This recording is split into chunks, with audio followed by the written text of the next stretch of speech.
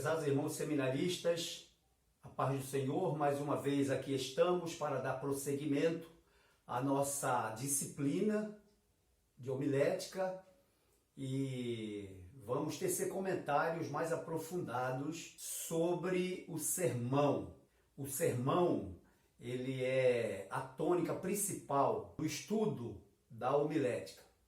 E, portanto, nós temos aqui no nosso capítulo 2 da nossa apostila, falando sobre o sermão, sua composição, as características de um bom sermão.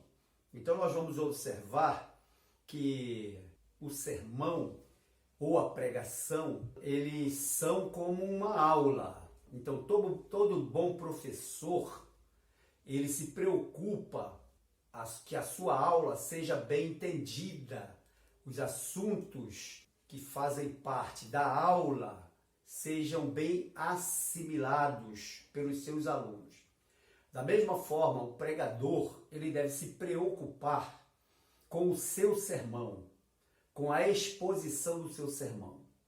E aí, a homilética apresenta técnicas para que esse pregador possa apresentar da melhor forma a sua pregação ou o seu sermão.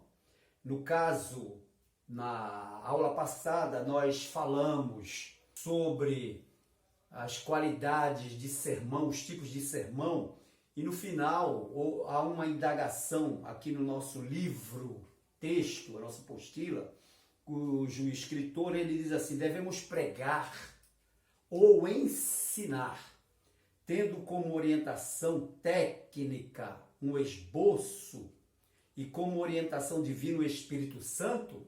Sim, devemos ter o cuidado de preparar a nossa pregação como um professor prepara a sua aula. Quando nós vemos a didática comum, a didática dada ou apresentada nas faculdades e até mesmo na faculdade teológica, quando fala sobre da organização da aula, a aula ela tem um planejamento.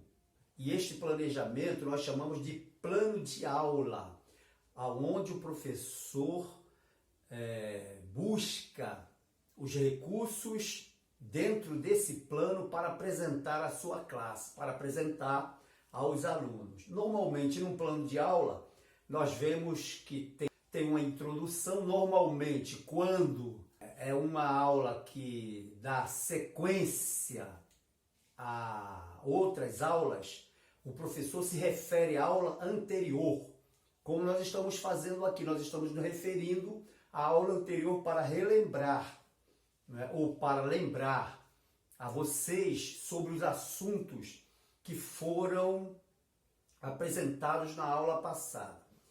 Então, há uma introdução, há um resumo da aula anterior, há um título da aula, né? O professor, no plano de aula, ele tem o título da aula, e aí ele tem os tópicos da aula baseados nesse título.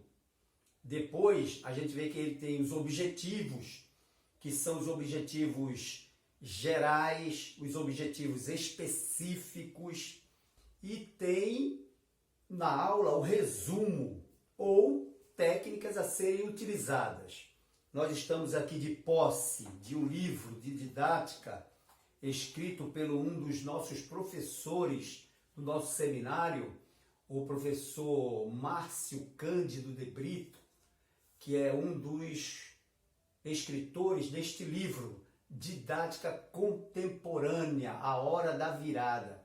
Então, quando a gente se baseia no conhecimento da didática, nós fazemos um confronto com o conhecimento da homilética e chegamos à conclusão que o sermão, ele é uma aula, né? Ele é uma aula.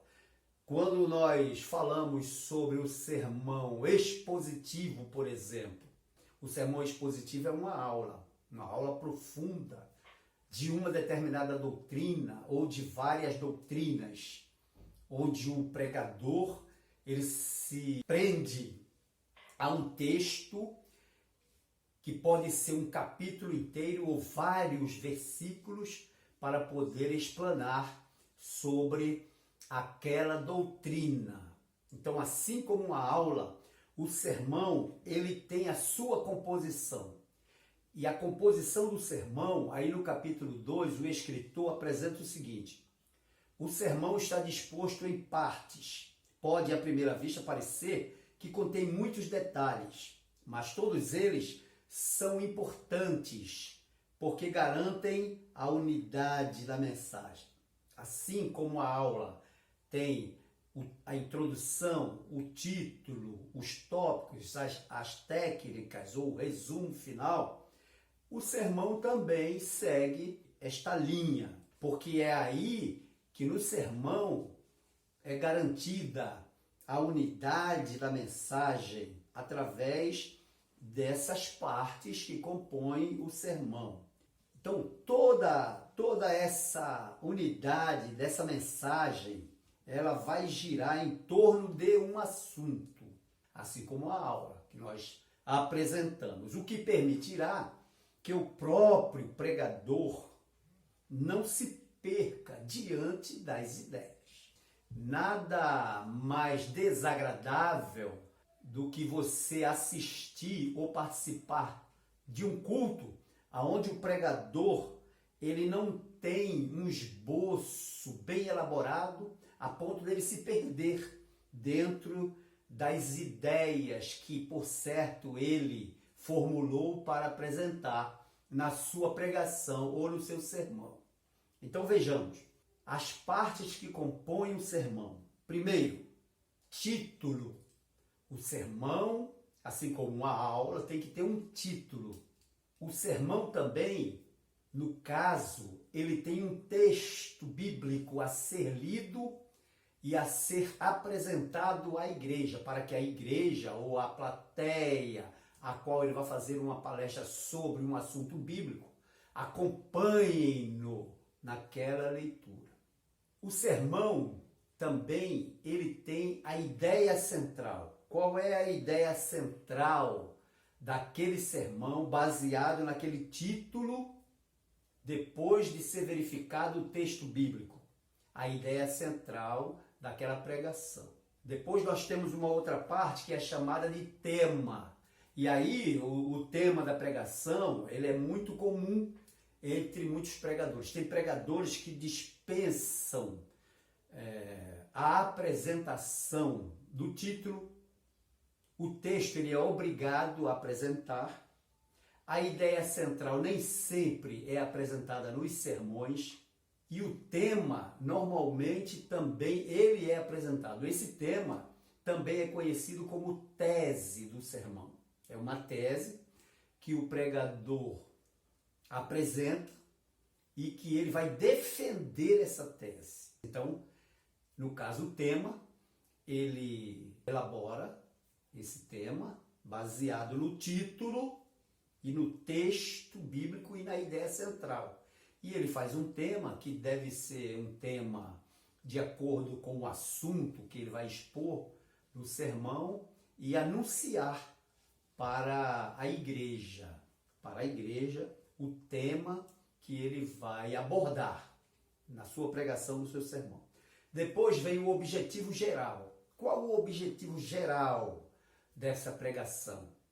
Não é? Ele vai observar as finalidades ou os alvos que ele deseja atingir, e aí estão os objetivos. No caso, o objetivo geral, não é? E o objetivo específico. Assim como uma aula tem os seus objetivos gerais e os objetivos específicos, o sermão da mesma forma. Eu estou falando isso aqui, mas eu sei que muitas pessoas que estão aí do outro lado sabem muito bem do que eu estou falando, porque são normalmente pessoas que passaram por uma formação acadêmica, uma formação que tem uma didática, não é, mais acentuada nessa formação e, portanto, sabem do que eu estou falando. Já outros que não têm muito contato com essa matéria sobre didática, mas pelo menos começam agora a visualizar a importância dessa disciplina didática. Então, objetivo geral, objetivo específico. Depois vem a introdução. Então, vejam que se nós contarmos todas essas partes, a introdução é a 7ª parte. Depois de tudo avaliado, de tudo preparado, a anunciação do título, a leitura do texto, a apresentação da ideia central, a enunciação do tema do sermão, o conhecimento dos objetivos, que sejam os objetivos gerais ou objetivos específicos, aí vem a introdução do sermão, como nós falamos anteriormente, os elementos que formam o sermão, os passos para o sermão, nós falamos sobre a introdução, o corpo do sermão e a conclusão. Agora nós temos as partes que compõem. Então agora vem a introdução em 7º lugar. Em 8º lugar vem o corpo do sermão. Neste corpo do sermão nós vamos entrar aí com as divisões de todo aquele assunto que estão incluídos dentro do corpo. Vem essas divisões, as subdivisões e as transições, ou seja, aquelas transições que nós falamos, por exemplo, da introdução para o corpo do sermão, para o início do sermão. Você tem uma oração de ligação, essas transições e como fazer essas transições para que o pregador não perca, não é, a linha de pensamento ou a linha da ideia central. Em 9º lugar, nós temos a aplicação, que nós vimos inicialmente na formação do sermão da pregação, a aplicação prática daquele assunto, a aplicação prática da aula, ela tem como objetivo preparar o aluno para responder questões. A aplicação prática do assunto estabelecido no sermão é aquele momento em que o pregador traz, que seja na igreja ou em uma palestra, para raciocinar como praticar aquilo que foi ensinado no sermão. E finalmente a conclusão. E aí nós falamos que na conclusão do sermão nós podemos entrar com um convite àquelas pessoas que porventura queiram participar a partir daquele momento como cristãos verdadeiros, ou mesmo aqueles que quiserem vir à frente para receber uma oração da igreja com imposição de mãos do presbitério. Nessa conclusão, ela deve trazer à tona aspectos de toda a pregação em poucas palavras. Então, todos esses elementos devem ser apresentados nessa ordem. Tem que ser nessa ordem. Não pode ser um atropelando o outro, não, tem que ser nessa ordem. Título, texto, ideia central, tema, objetivo geral, objetivo específico, introdução, corpo do sermão com suas divisões, subdivisões e transições, a aplicação prática e a conclusão. Porém, no que diz respeito à elaboração, geralmente essa ordem se inverte. Normalmente, quando a pessoa vai elaborar um sermão, ela não vai precisar de dizer à igreja qual o objetivo geral da sua pregação, do seu sermão, ou o objetivo específico daquele sermão. Porque na ideia que a assistência vai ter sobre aquele assunto, já estarão incluídos aí os objetivos da pregação. Por exemplo, ele coloca aqui no nosso capítulo 2, quando ele fala iniciando o sermão. Por exemplo, é muito difícil elaborar um título antes mesmo de ter o texto bíblico, porque ele, o título, trata de um ponto que deve surtir impacto, ser atraente ao público. Por isso é bom que seja uma parte a ser feita depois que se tem a ideia mais concreta e formada na cabeça sobre o que se vai pregar. Então essa técnica, ela é uma técnica didática, porque quando você vai elaborar um sermão, o título do sermão, ele não vem inicialmente, primeiro você pede orientação a Deus, inspiração divina, né? O Espírito Santo vem e me inspira, ele apresenta um texto. Quando você lê aquele texto, aí daquele texto você vai tirar a conclusão de que você precisa pregar sobre aquele assunto, e aí você tira um título. Um título sai de dentro daquela sua inspiração. Por isso que, embora o título seja a primeira parte da composição do sermão, mas normalmente aí você não vai elaborar primeiro o título, você primeiro vai ver o texto, vai orar. Achou o texto? Achei. Então eu quero pregar sobre isso. Então ali você formula o título daquele sermão.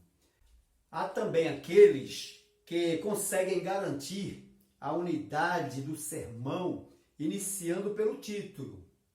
Existem aqueles que eles estão tão envolvidos com a pregação e a pregação faz parte da sua vida que ele chega a garantir a unidade a partir do título, iniciando pelo título, né? Isso varia de estilo para estilo, de pessoa para pessoa. Existem pessoas que os estilos das pessoas normalmente são livres. Então, baseado nesses estilos é que a pessoa consegue ou não a unidade do sermão partindo do título. Mas, normalmente, a maioria consegue essa unidade depois que todo o esboço está pronto, a ideia do título já está formulada, então ele coloca esse título no sermão. É importante que vocês saibam que um sermão bem elaborado, ele atingirá, por certo, o objetivo. No caso do aprendizado ou da exposição daquele assunto para as pessoas. O importante é que fique claro que a apresentação do sermão deve obedecer aos parâmetros ou ordem citada anteriormente. Sendo explicado esse ponto, iniciaremos a abordagem de cada um deles, mas em uma ordem diversa, na qual começamos com o texto. Nós não vamos agora nos prender ao título, nós vamos começar explicando o texto, que é a segunda parte que compõe o sermão. Então, o texto. Primeira pergunta, o que pregar? Eu vou pregar sobre o quê? Então, é nesse momento que o pregador ele deve estar atento ao que Deus quer falar à igreja. Ele não vai pregar sobre um determinado texto só porque ele quer. Ele vai pregar o que Deus assim o inspirar. Os pregadores, normalmente, que levam em consideração isto, eles são bem-sucedidos nas suas pregações. Porque antes dele pregar, ele formula, eu vou pregar sobre o quê?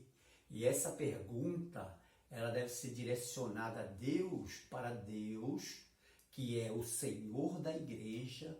Ele sabe as necessidades daqueles que lá estão, da igreja, daquele dia da pregação, e ele supre essa expectativa do pregador.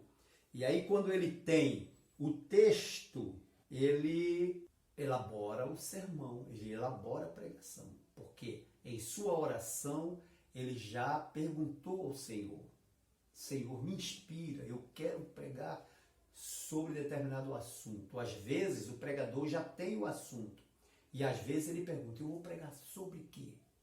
Principalmente quando você vai a uma palestra ou uma pregação, uma festividade que não tem tema.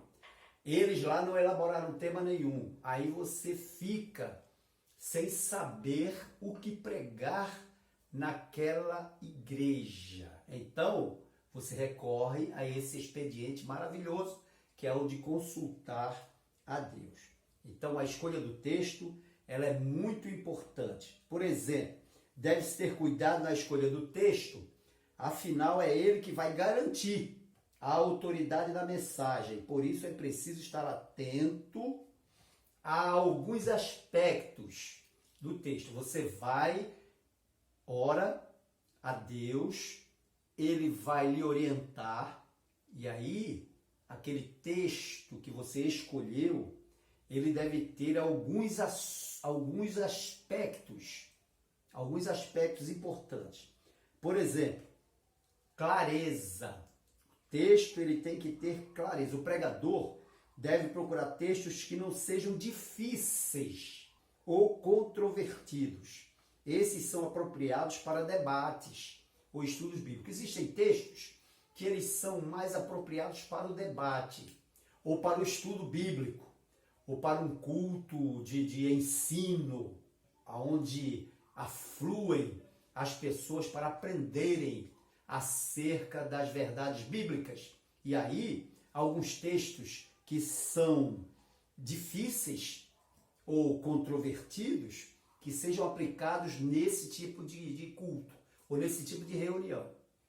Mas para uma pregação na igreja, principalmente numa pregação evangelística ou num culto de portas abertas, num culto evangelístico, então deve-se procurar um texto que apresente clareza, que seja um texto fácil de assimilação. Esse outro aspecto que nós vamos falar aqui, ele é muito importante, que é a completude. O texto deve ter um sentido completo, não é um sentido que fique no ar. Principalmente quando o pregador vai ler, ele tem que ler o texto que verdadeiramente seja claro e o seu final dê uma completude a esse texto, para não ficar de difícil explicação. Não é bom que se escolha um texto que parece estar faltando o complemento. Não se pode tomar um versículo isoladamente e colocá-lo como base.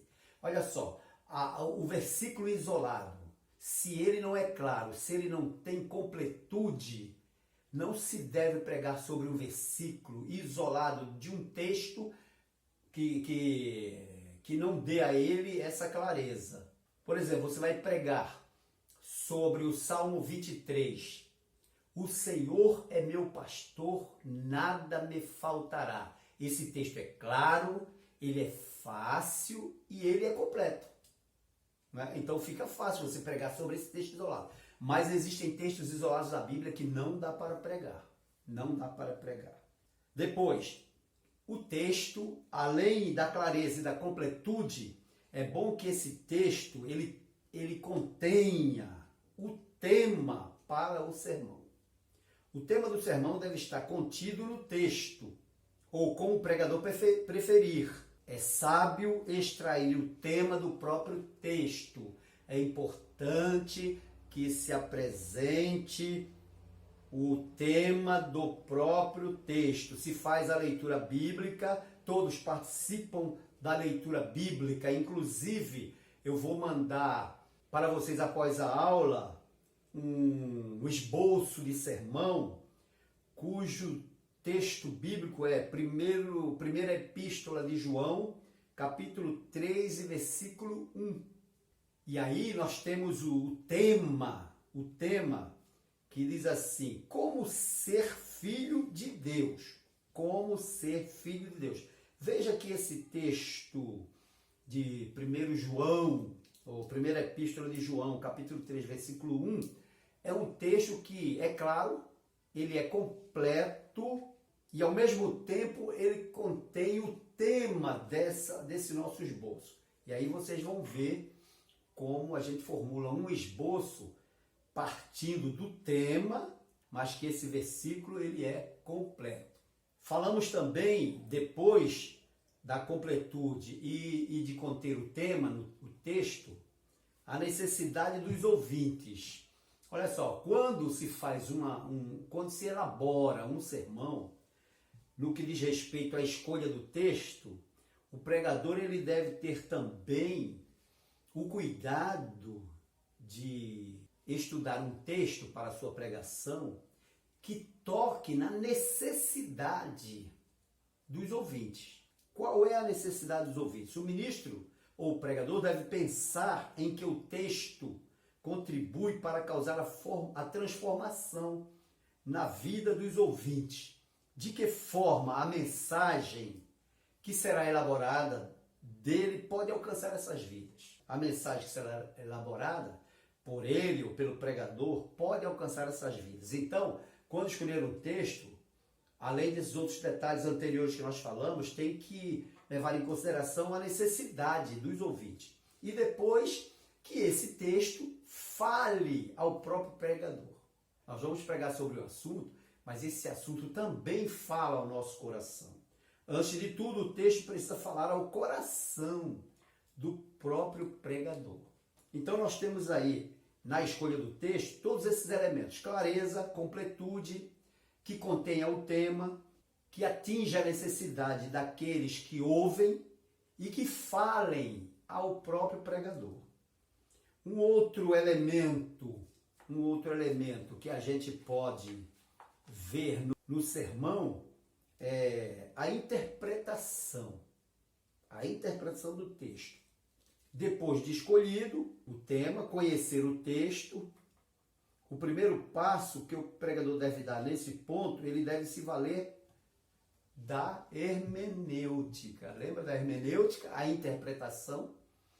A interpretação do texto bíblico, essa interpretação, ela não deve ser uma interpretação daquilo que o pregador acha, mas ela tem que ser uma interpretação daquilo que o texto apresenta. Lembra que nós falamos sobre exegese e exegese?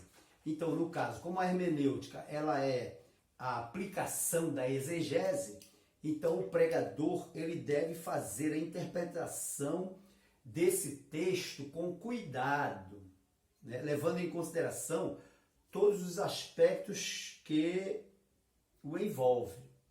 Ele não pode, por exemplo, pegar um texto e interpretar o texto apenas aquele texto, mas ele tem que levar em consideração as referências que estão ligadas àquele texto.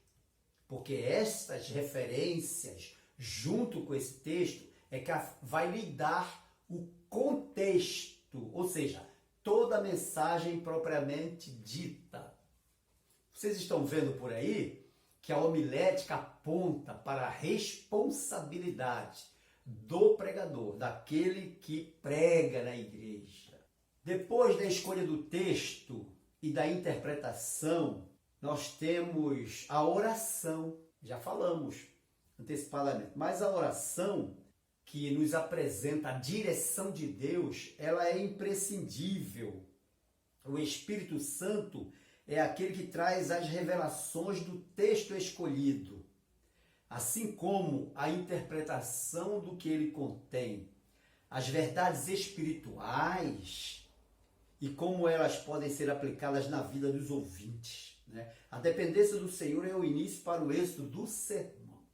Observem que muitas das vezes a pessoa prepara um sermão, prepara o esboço do sermão e pensa como aplicar aquele sermão e sente alguma dificuldade de como aplicar aquele sermão, mas ele tem a certeza que foi o Senhor que escolheu para ele pregar naquele dia sobre aquele tema.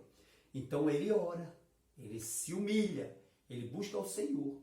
E essa busca ao Senhor, essa oração, que no caso é a dependência exclusiva do Senhor, ela seja o início para o êxito de todo o sermão. E nós temos tido algumas experiências dessas, tanto no ouvir como no falar. Lembram que eu falei no passado, numa aula passada, que existem mensagens que eu ouvi há 40 anos que ainda falam dentro de mim? Assim é na igreja com muitas pessoas. E aquele que falou, ele passa a ser inesquecível. Aquele pregador, aquele pastor, ele pregou sobre isto há 30 anos atrás. E a pessoa ainda guarda consigo. Por quê? O êxito da mensagem, aquela mensagem teve como base a oração. Depois da oração, você vem a leitura do texto, é claro. Não tem como pregar sem ler o texto. A leitura do texto não pode ficar limitada a uma vez, e sim a várias. Alguns estudiosos recomendam 20 vezes, outros 50 vezes. Mas seja qual for o número de vezes, essas leituras precisam ser feitas, né? Não se pode ignorar essa questão da leitura do texto, afinal, com a leitura repetitiva e interessada, pode-se descobrir algo que antes lhe estava oculto aos olhos e ao entendimento. E isso acontece muito na leitura bíblica. A leitura bíblica, como palavra de Deus, ela é como um manancial que jorra. Então, se ela é como um manancial que jorra, ela nunca deixa de trazer uma mensagem nova, mesmo dentro do mesmo texto lido diversas vezes. É por isso que é aconselhável ao pregador ele ler o texto várias vezes. Primeiro, ele vai armazenar, ele vai assimilar o assunto da sua pregação, o texto da sua pregação, e também ele vai descobrindo coisas novas, porque quando ele lê, ele para, ele vê a referência, ele vai na referência, e aquela referência pode trazer uma nova luz ao texto. Depois da leitura do texto, tem buscar o significado das palavras e vocábulos. É claro que quando você utiliza a hermenêutica já lhe leva para essa parte. Um termo mal interpretado pode causar alguns transtornos na pregação. É comum ouvir crentes dizerem que não entendem as Escrituras, que possuem uma linguagem complicada. Em alguns casos, essa dificuldade pode ser sanada com a ajuda de um bom dicionário, que concede uma ajudinha para o texto ficar mais claro ao entendimento. Então, o que quer dizer é o seguinte, que o pregador ele vai encontrar algumas expressões difíceis no texto, e ele precisa saber o significado daquele texto para expor à igreja ou à plateia essa palavra ou esse vocábulo já definido. Porque ele vai citar. Se ele vai citar, ele precisa definir. Ele precisa definir durante a pregação.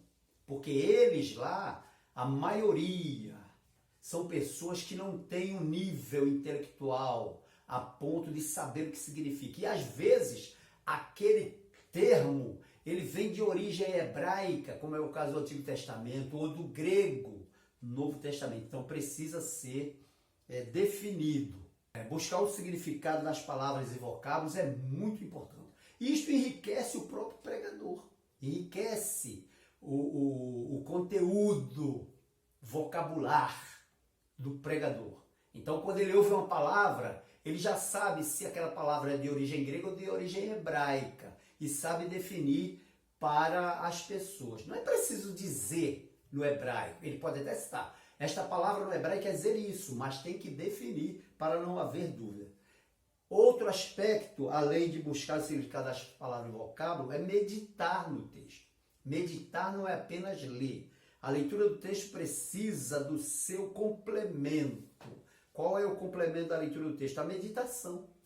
A orientação dada a Josué foi: não se aparte, né? Está em Josué capítulo 1, versículo 8. Não se aparte da tua boca o livro desta lei, antes medita nele dia e noite, para que tenhas cuidado de fazer conforme tudo quanto nele está escrito. A partir daí, como diz aqui o nosso escritor, podemos perceber que a meditação nos auxilia a enxergar os detalhes e a verificar o todo. Era para Josué meditar dia e noite para fazer conforme tudo quanto nele está escrito. Quando meditamos, conhecemos mais o texto, nos familiarizamos com ele e então ele é revelado a nós. Então a primeira pessoa beneficiada com a meditação é o próprio pregador. E depois ele deve considerar o contexto. Olha o que eu falei. O que é o contexto? O contexto, como eu já falei, é a pregação propriamente dita. É todo assunto que envolve aquele texto escolhido para fazer a pregação ou para elaborar o sermão. Por quê? O contexto é que vai trazer todos os assuntos que as pessoas estão necessitando. E aí é onde se aplica a contextualização. Analisar o que vem antes e depois do texto é indispensável para uma completa compreensão da mensagem a ser transmitida. Falamos aqui o texto: o Senhor é meu pastor, nada me faltará. Vejam quanta riqueza de detalhes está dentro deste versículo único do Salmo 23. Quem é o Senhor? Por que Ele é o nosso pastor? Por que a figura do pastor? E aí todo o assunto referente ao pastor, ao Senhor, a falta, as necessidades, são tudo inerentes a esse contexto, que deve ser apresentado às pessoas e apresentada a solução para esta falta, para esta necessidade, que é o Senhor, que é o pastor das ovelhas. Também o outro aspecto é considerar em que estilo o texto está escrito. Na hermenêutica, a gente aprende a considerar, né? O pregador deve considerar em que estilo o texto está escrito.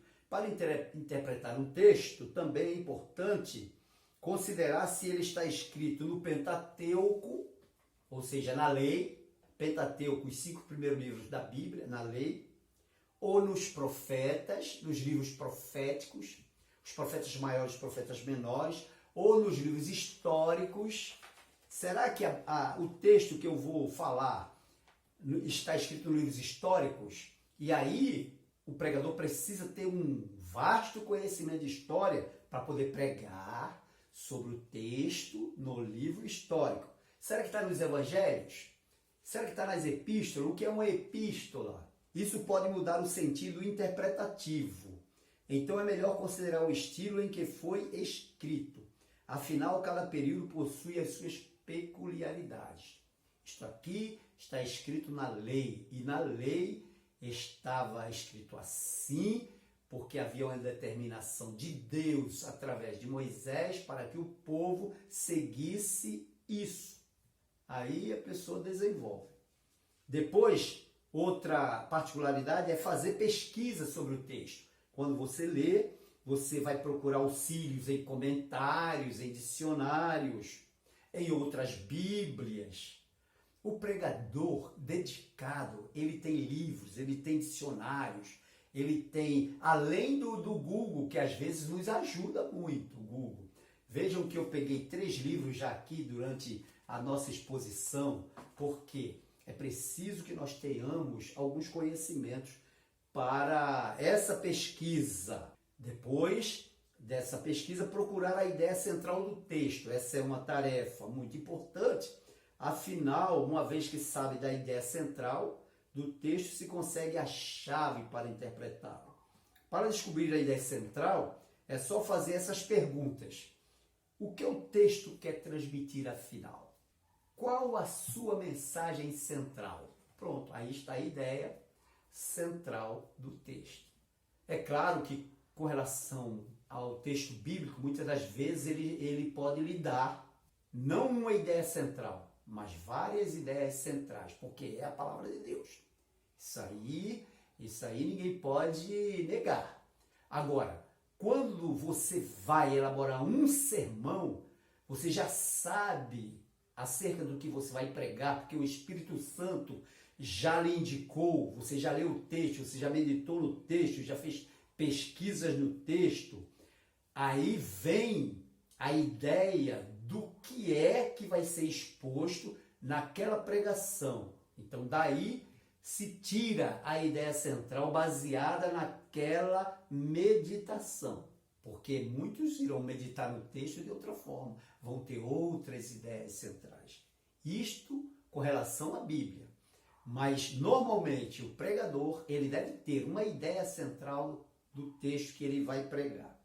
O outro detalhe, ou a outra particularidade, é a aplicação às necessidades do ouvinte. O pregador precisa ter sensibilidade de saber se o texto e a mensagem que está preparando atingirão o coração do ouvinte, porque este só se sentirá realmente tocado pela mensagem quando vir nela uma aplicação para a sua vida. Então, é preciso que nós estamos, por exemplo, nos últimos momentos da igreja na Terra. Então, nós vamos mostrar por quê, baseado em quê essa sua suposição. Porque pode ser uma suposição para você, mas pode não ser para outra pessoa. Como é uma suposição sua e tem base bíblica, aí você vai mostrar que aquela ideia central é bíblica e você tem as referências que amparam, lhe dão um contexto para você apresentar. E aí aquele que ouve diz, não, realmente, eu estou sentindo por causa dos acontecimentos descritos na Bíblia, nos evangelhos, até o próprio Senhor Jesus, nos sermões proféticos dos evangelhos. E aí tirar essa verdade e aplicar às necessidades do ouvinte. Isso aí eu falei só de um assunto, mas existe dezenas de assuntos. A partir do momento em que ele consegue ver essa aplicação como real, já saberá como deve agir diante da situação. E assim ocorre a transformação de Deus na sua vida. O outro detalhe, e é muito importante, isso aí é objeto de estudo pela hermenêutica, eu vou só citar, são as figuras de linguagem. O pregador deve conhecer as figuras de linguagem. As figuras de linguagem, ela não é realmente algo imprescindível para o pregador, mas ter o conhecimento delas, que se usa geralmente nos textos bíblicos, é proveitoso para aumentar o conhecimento e garantir uma interpretação mais ampla. Então, como é que você vai fazer uma interpretação mais ampla do texto bíblico? Usando as figuras de linguagens. E aqui nós temos no nosso livro, texto, algumas. Temos, por exemplo, a metáfora, temos a metonímia, temos a hipérbole, e aqui o escritor vai dando exemplos dessas figuras de linguagem. Por exemplo, quando diz assim, sua palavra é doce como mel. Sua palavra é doce. A palavra pode ser doce? Então, isso é uma metáfora. Isso é uma metáfora. Na Bíblia temos os versículos, vós sois o sal da terra. Você é sal? Não é uma comparação? É uma comparação. Então, a metáfora é como se fosse uma comparação de uma coisa física para lhe levar a uma espiritualidade. Você é o sal da terra. Para que o sal serve? E aí, vários textos na Bíblia que apresentam. Isso são metáforas. Porque o nosso Deus é um fogo consumidor. Nosso Deus é um fogo consumidor. Então, você imagina aquele fogo lá, aquelas labaredas, não é isso? Então, as figuras de linguagem são para que as pessoas entendam perfeitamente. Eu sou o pão da vida, não é? Disse Jesus lá em João 6,48. Esses são alguns exemplos de metáfora. Mas vocês têm a metonímia, que nessa figura a transposição do significado não é feita com traços semelhantes, mas pode existir alguns relacionamentos entre eles. Por exemplo, na Bíblia, os versículos, eu te amarei, ó Senhor, fortaleza minha, é uma metonímia. Não podeis beber o cálice do Senhor. Ninguém vai beber o cálice, vai beber o conteúdo do cálice, mas tem relação. Não tem relação? Tem relação, então é uma metonímia. Hipérbole, hiper, você já vê uma coisa exagerada. Essa figura trata do exagero de uma ideia, com a finalidade de realçar. Quando você diz, todo mundo resolveu sair de casa. Todo mundo, olha só, todo mundo. Quer dizer, o mundo todo está na rua? Isso aí é uma hipérbole. Desejo toda a felicidade para você. Isso é uma hipérbole. E a Bíblia está cheia de hipérbole, cheia. Por exemplo, na Bíblia temos os versículos: e por que reparas tu no argueiro que está no olho do teu irmão e não vês a trave que está no teu olho? A trave. Você tem uma trave, isso é hipérbole. Outra figura é o eufemismo. Essa figura consiste na suavização de uma palavra ou expressão. O irmão foi para a glória. Isso é um eufemismo. É você querendo minimizar o sofrimento das pessoas com relação à morte daquele irmão. E a Bíblia está cheia de eufemismo. Quando você fala assim, ele faltou com a verdade, para não dizer, ele mentiu. Então você suavizou aquela expressão que você deveria usar. Essas são algumas figuras de linguagens apresentadas aqui no livro, que mais tarde, quando você estudar hermenêutica, nós vamos voltar a elas mais contundentemente, isto é, com mais propriedade, com mais força no texto. Agora existem também uma outra particularidade que traz outras, que são as diretrizes gerais para a interpretação do texto. As diretrizes são, de uma forma geral, para auxiliar na interpretação textual, deve-se seguir alguns parâmetros ou algumas posições para que se faça o direcionamento correto do texto. Por exemplo, o que o texto quer dizer, o que aconteceu, né? Que são diretrizes gerais para a interpretação. Quando? Que são perguntas que você faz para ver o texto. Onde? Por quê? Quem? Quem escreveu? E as verdades espirituais daquele texto. Quais as verdades espirituais contidas no texto? O que ele quer ensinar? Essa lista que nós demos agora são perguntas que o pregador deve fazer para entender verdadeiramente o contexto e tirar do texto os assuntos que devem ser representativos daquela pregação ou daquele sermão. Então, meus irmãos, ficamos por aqui e na próxima aula nós vamos dar prosseguimento nos outros elementos ou nas outras partes que compõem o sermão. Quaisquer questões, quaisquer perguntas, nós estamos à disposição no nosso zap particular. Todos queríamos ser bons comunicadores, apresentar o trabalho na escola com maestria, nos darmos bem em entrevistas de emprego, apresentar um novo produto ou uma nova ideia dentro do nosso trabalho, palestrar ou, mais simples que tudo isso, ser bom comunicador o bastante para pedir em namoro a pessoa que amamos. Comunicação é algo que pode impulsionar ou destruir a vida das pessoas. As diferenças em comunicação podem fazer você ser um mestre em relacionamentos ou fazer você ficar sozinho. Pode fazer você vender mais ou pensar que você não foi feito para isso.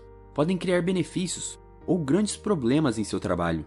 Até coisas simples, como pedir algo em um restaurante, pode ser problemático para quem tem dificuldades em comunicação.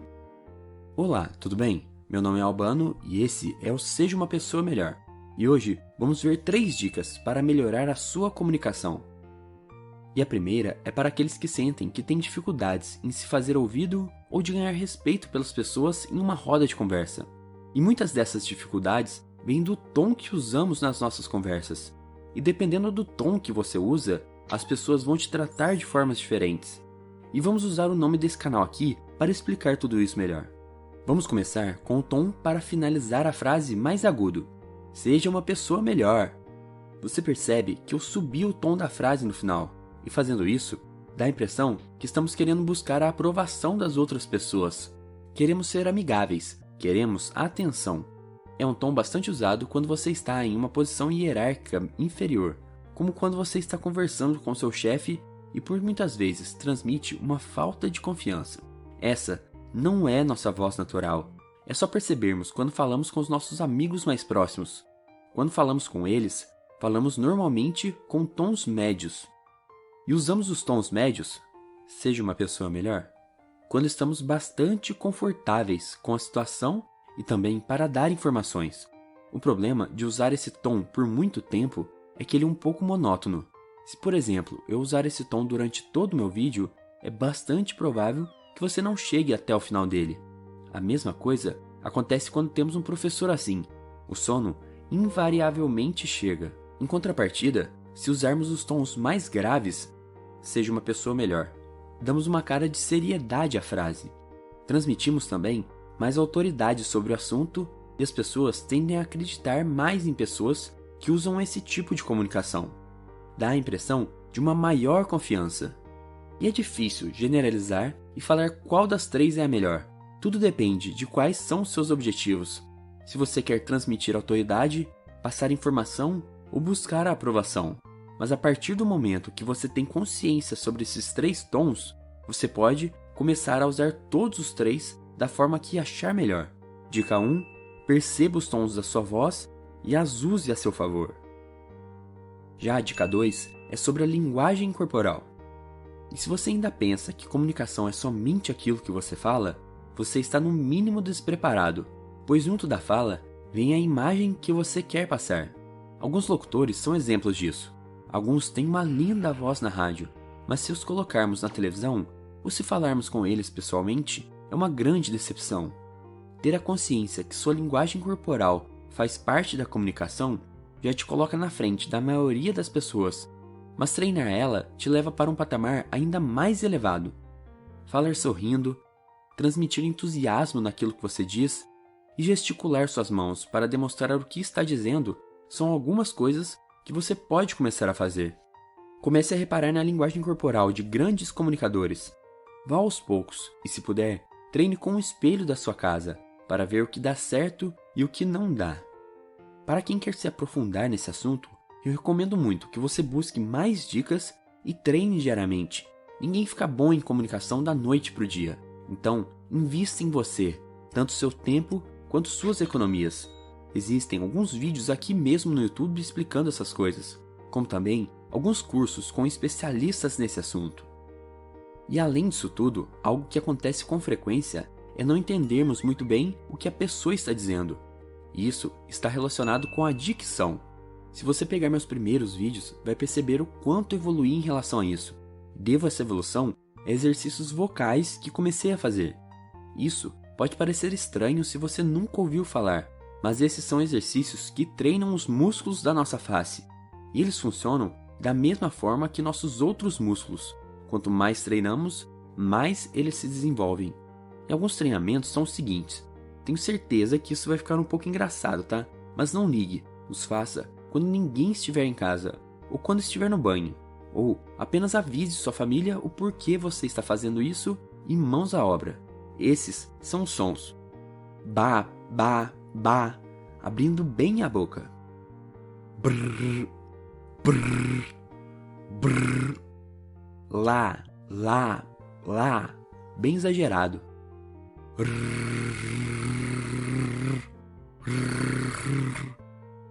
E um barulho de sirene. Uiou, uiou, uiou. Uiou, uiou, uiou. Fechando e abrindo bastante a boca. Esses são os que eu uso normalmente. Agora, outro tipo de exercício é colocar sua língua no seu último dente da boca e deixar lá por uns 15 segundos. Fazendo isso nos lados direito e esquerdo, também tanto nos dentes de cima quanto nos de baixo. Essa é a dica 3. Treine sua voz e seus músculos faciais. E essas foram 3 dicas de como melhorar sua comunicação. Essas dicas foram todas retiradas do curso Falar Bem Conecta, que eu fiz e que recomendo. E seja uma pessoa melhor.